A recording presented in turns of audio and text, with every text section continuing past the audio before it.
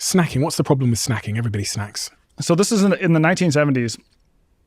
The food industry decided, we need to come up with this new category of eating. And it's eating between meals, snacking. Now, if people are eating 3 square meals, they may not be super full. So they kind of need just these little meals they can have, and they need to be easy to eat. They need to be quick to eat. So they come up with snack foods. And what's really interesting is that, I told you about the scarcity loop. There is a executive in the food industry who's talking about what makes a snack food successful. Like, how do you sell a snack food? And he said it has to have 3 V's. It's got to have value, it's got to have variety, and it's got to have velocity. That's just another way of talking about that loop. So, right, it's a good value. Variety, it's got to have a lot of different interesting, intense flavors, and there's got to be a lot of different options. So when you think about chips or crisps, as you guys call them crisps, right? Mm-hmm.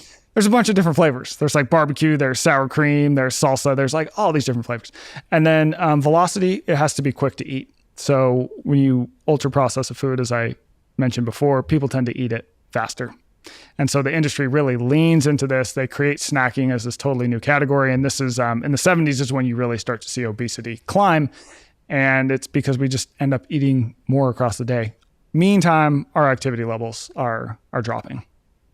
There's a kind of a through line there with gambling when you talked about velocity, the speed in which you get the outcome being short. The faster we can do a behavior, the more likely we are to repeat the behavior, especially if it's unpredictable. So one of the big advances in casino technology, for example, with slot machines, was removing the handles. Because, if the machine has a handle, you have to do. Once they got rid of handles and just put a spin button, you can keep your hand on the button and just do. And it basically doubled the rate of gambling. So people went from playing, I think, 400 to 500 games in an hour up to an average of 900. So that's more, if you break that down by minute, it's more than we blink. Interesting. Yeah. With a crazy range of outcomes too. Why can't it? So if snacking is a sort of relatively new invention in modern society and it's correlated to the rise in obesity, can we not just measure the amount of calories that we have? Like, can we not just do the whole calories in, calories out approach to staying fit and healthy? Oh, I think you absolutely could, but the question is, are people going to actually do that? I mean, I think there's a certain there's a portion of the population that will do that. And, I do believe that if you were to measure everything perfectly, you have, you could probably lose weight eating McDonald's. And there's people who have shown this. At the same time, if you are eating only McDonald's, I can tell you something. You are going to be starving throughout the day because foods that are ultra processed tend to be less filling per calorie than foods that have just a single ingredient. So I want you to picture you and I have a bag of potato chips, and then we have a plate of boiled potatoes. What do you think we could have more calories of? Aren't they the same thing? They're both made of potato. The fried potatoes, right?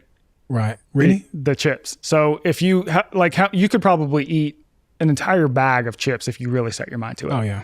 But you couldn't eat an equivalent amount of calories in boiled potatoes. I mean, you would get full like a quarter of the way through. So for example, like an ounce of boiled potatoes might have 50 to 100 calories. An ounce of chips might have 200, whatever it is. And by the way, it's also not as filling because there's not as much water content. So when you process a food, you concentrate the calories and people tend to eat more of the food.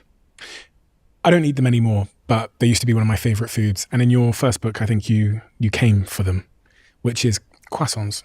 But I don't have those anymore because they make you feel like shit and my gut hates them. But you use a croissant as an example of a food that makes us less full. Mm-hmm.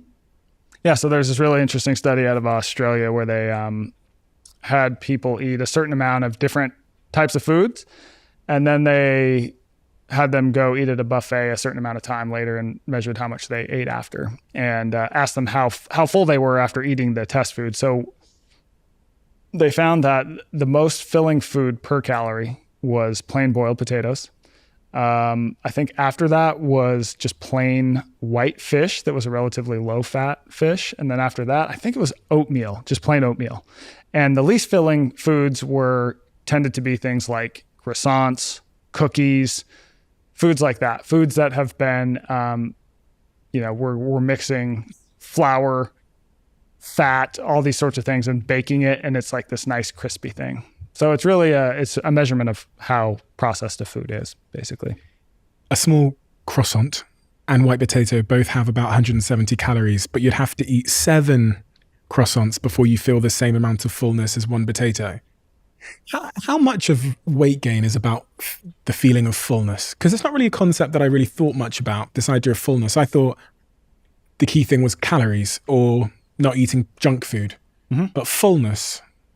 Well, I think that you will be fuller, or you will be as full, eating fewer, end up eating fewer calories if the food is not as processed.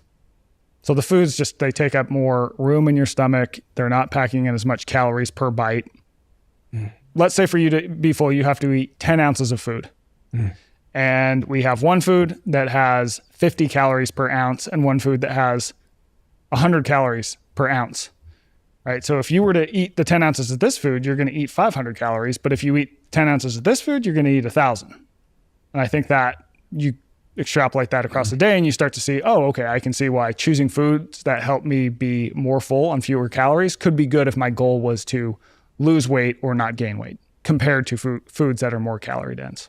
If you love the Diary of a CEO brand and you watch this channel, please do me a huge favor. Become part of the 15% of the viewers on this channel that have hit the subscribe button. It helps us tremendously, and the bigger the channel gets, the bigger the guests.